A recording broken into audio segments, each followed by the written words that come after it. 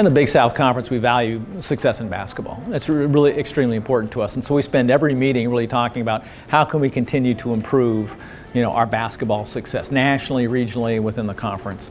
And one of the things we've been talking about over the last several months is how can we take some of our reserves, our investments, and take them from just the market, as it were, and invest it in basketball.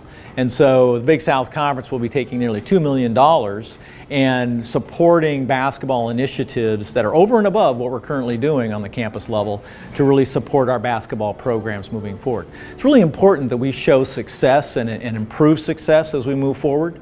We feel like it really helps reputationally. It helps all of our programs to be successful.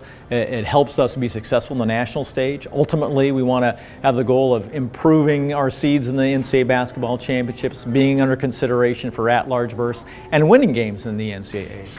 So by investing back into basketball, our goal is to reach that, and we think we will. Well, the Big South Conference has prioritized basketball as a sport in terms of our visibility and sort of what we put our time and our energy in. And so we thought this was a really creative and an encouraging proposal for the schools. Had some really good engaging discussion among the CEOs with the athletic directors there and looked at some tweaking to this. But again, this is going to help us with our strategic plan to prioritize basketball. And we hope up the level of competition and get a little more exposure for our Big South Conference schools. Well, some of the things we specifically talked about were, can we enhance our scheduling? Can we get more home games through investing in guarantee games and playing more games at our own venues, trying to enhance that. It's really a challenge, especially for the teams that have had most success in the conference, to try to get people to come in and play at their places. So maybe there's some incentive here that will help that. We talked about participating in MTEs. There's a lot of times and investments that's required for that. Again, you could host MTEs. You could participate in MTEs at neutral sites. Those are all things that I think are very positive. Then we talked about just other ways to enhance what we're doing in basketball by supporting the quote-unquote infrastructure of basketball. And so that provides some flexibility. I think the other part that's important here is this is men's and women's basketball. And in women's basketball, their needs are a little bit different than the men. The women may not need to have money invested in trying to get home games because they may be doing a pretty good job of that already. So there is some flexibility built in to be able to help support that.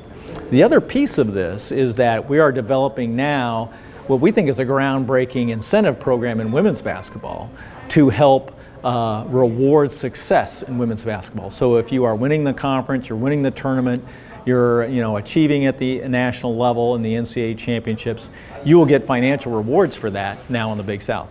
I don't think there's a lot of conferences out there doing that. So that's something that we feel like is distinctive to the conference, but really important for our basketball programs. Well, as it'll filter down to each school, they're going to use it to enhance their programs. But what we're also hoping is that these will be funds to have more challenging competition with other schools, sort of up their game. Maybe to be able to send their schools to tournaments, off-season tournaments where there's some greater exposure. Oftentimes our schools are used to going to a so-called bigger school for the money, the away game. And this gives us a chance maybe to reciprocate and bring some of those other schools back to our arenas and for our fans to see those teams on our home court. So those are just a few of the aspects of it, and we're excited about it to see how it's going to work. So continuing the theme of basketball, we talked a lot about basketball officiating. And really there's two things that we focused on and talked a lot about in basketball officiating. One is our replay system and being standard across the conference, and the other is compensation and fees to our basketball officials. And this conversation this week really focused mostly on the replay process. And so we voted to approve a standard replay process and system across the conference that will not only help improve the in-game replays, as it were, and help our officials to get the calls right, that's what we all want, but also it'll allow for ongoing training and evaluation and education for our officials, which help improve the level of basketball officiating in the conference. So by doing this and being aggressive with what we're doing on the replay systems, it will really help what we're trying to do overall in basketball officiating. We do feel like it's a great step in the right direction for basketball officiating. You know, and in the alliance that we have with the ACC and other conferences, we feel very good about our roster of basketball officials. They do a great job, they work really hard, and so this will be another way that we can support them and support Brian Kersey and Debbie Williamson and the jobs they do, you know, with our basketball officiating. The Hercules Tires Basketball Championships in Charlotte this year were very successful.